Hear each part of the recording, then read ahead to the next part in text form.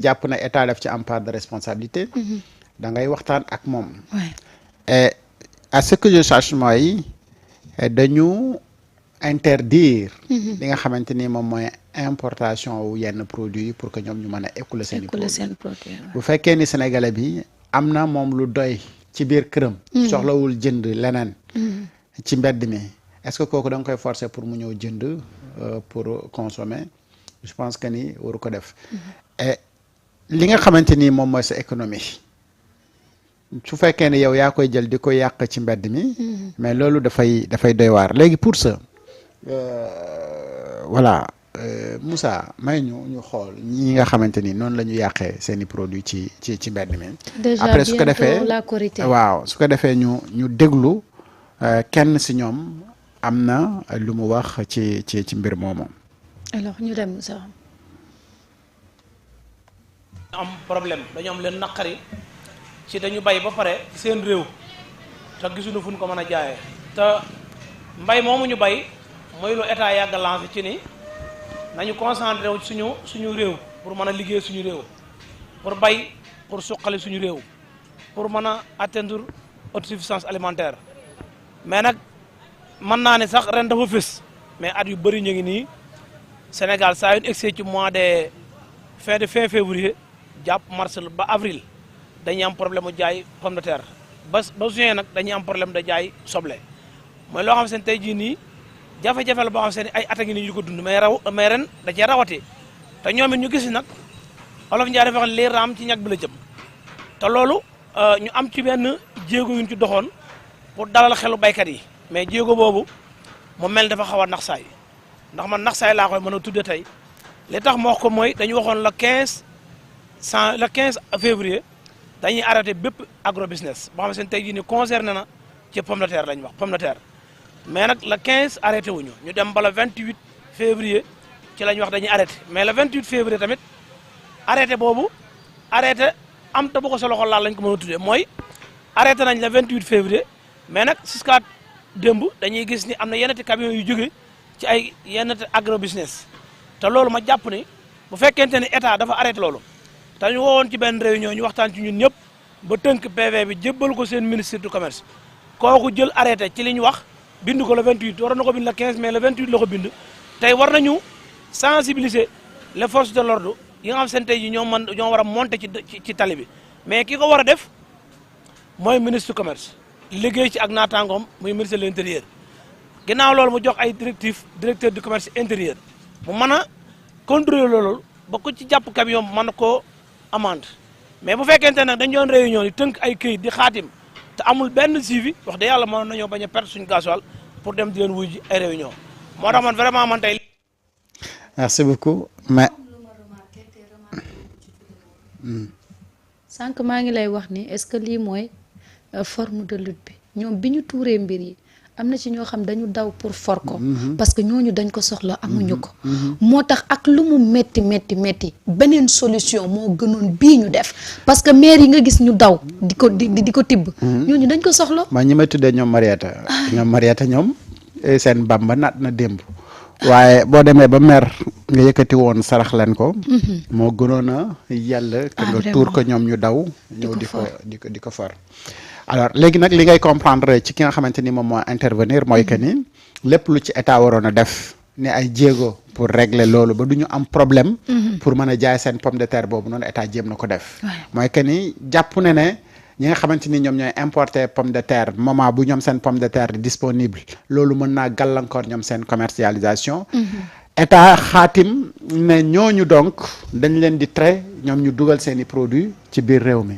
et loolu ça a été fait ndax léegi respecté nañ ko wala respecté wuñu ko loolu mooy li nga xamante ni moom la ñuy tuddee fraude léegi nag bu fekkee ni ñoom dañu nekk di fraude parce que état bi dafa xaatim ab kayit ne ci période bi ba période bi kenn waru la def fraude nag yenn saa yi nga rëcc yenn saa yi doo rëcc boo rëccee bu ñu la jàppee amende yi nga xamante ni moom moo ci war yooyu dañ la koy teg donc li état warloo woon ak ñoom jàpp naa ne état def na loolu léegi nag ñoom ndax def nañ li nga xamante ni moom la ñu waroon def ba mu jeex loolu moom mooy la question bi nga xamante ni aujourd'hui mën nañu toog ñun ñu posé wu ko ma jàpp ne nag forme de lutte yii nii dafa nekk forme de lutte yu nga xamante ni jàpp naa ne nekkul ne moom mooy solution wu indi solution si ñoom li nga xamante ni moom la ñuy jooy.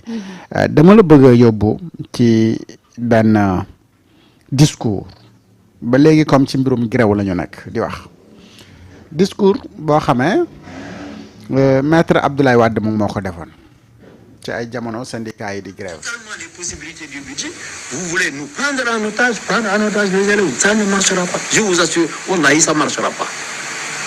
Ça ne marchera pas.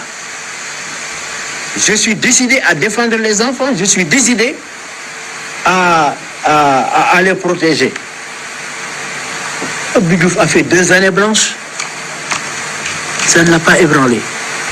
Moi, j'en suis pas encore, donc j'ai une marge devant moi.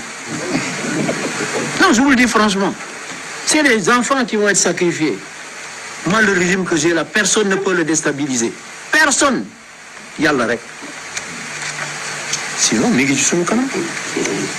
Seulement, ce n'est pas la peine de nous engager dans une voie qui va conduire, n'est-ce pas, à détériorer la situation et dont les seules victimes seront les enfants.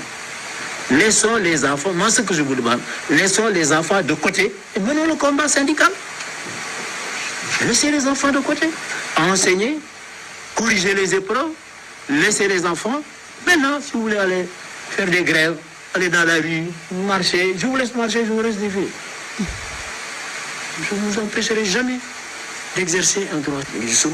Moi, ce que je déplore, vraiment, c'est un certain esprit héritier de l'époque coloniale, où la lutte syndicale, parce que vous luttez contre qui? Non, franchement, moi je ne comprends pas du tout ce vocabulaire aujourd'hui. Vous ne luttez contre personne, vous ne pouvez pas lutter contre moi. Moi c'est vous c'est moi. La lutte syndicale, le patronat, ça c'est encore les patrons, ils se dépendront. Mais vous ne pouvez pas... Voilà. Voilà un peu. Un discours bu maître Abdoulaye Wade amoon. vis-à-vis des syndicalistes. bi ñu commencé di grève. fii nag ñii nga xamante ni ñoom ñoo génn di tuur seeni mbay xamuñu ndax ay syndicalistes lañu. xamuñu lu ñu doon parce que ñoom ñoo bay ba noppi war a dem jaayi gisuñu ku ñu jaay. ñu génn mer. tuur seen njaay ci mbedd mi. kan mooy victime bi du ñoom. ñoom ñoo jël seen produit jaay. léegi kan lañ ko def. du seen bopp. léegi lan lañ ci gagné tous li état waroon def na ko ma jàpp na forme de lutte yi comme ni ko maître Abdoulaye Wade waxee ci vidéo bi mooy que ni tu luttes contre qui. contre l' état l' état c' est qui. l' état c' est nous. alors bu fekkee ni ñun ñooy état te ñun dañu war a waxtaan pour trouver une solution mais yéen jéemoo leen fexe waxtaan pour am une solution mais da ngeen di fexe def benn forme de lutte bu nga xamante ni inexplicable. gaañ yi nañu seetaat bu baax bu fekkee ni dem nañ bay mer bay war a xeex forme de xeex yi nga xamante ni moom la ñuy xeex bay yàqal sa bopp. man pour la première fois ma di ko gis nag. tuur ngeen seen lii waaye mënoon ngeen maa ñëw indil ma pomme de terre beeg soble gi. soxla nañ ko de. ndax voilà ñu mën a am ay ndogu yu saf rek. vraiment réew mi daal a ngi nii rek ak lu mu mënti demee moom mënoon nañu trouver beneen xeex en fait bu dul bii parce que toroxal ñam la sax te loolu baaxul. te bi nga ko toroxalee sotti ko gis nga ni ay nit ñu ngi daw di ko for parce que ñooñu soxla nañ ko donc nañu ak lu mu mënti demee lépp ci waxtaan lay mujj nañu waxtaan.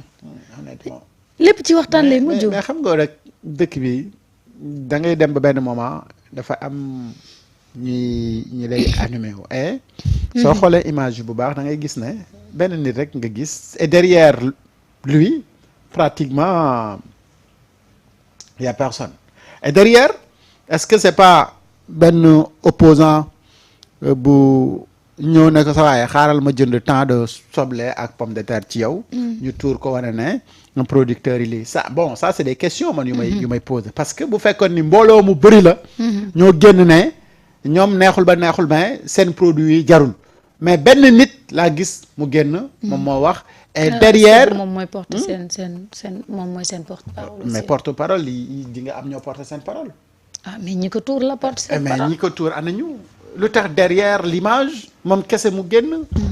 moo tax crédibilité même combat bi après dafay poser problème parce que une seule personne quand même ne peut pas porter le combat de peut-être ay marchands yu bëri. parce que bu fekkee ne ay maraîcheurs la ñuy bëree bëri mais kanaa au moins romb nañu juróom benn juróom-ñaar juróom-ñett.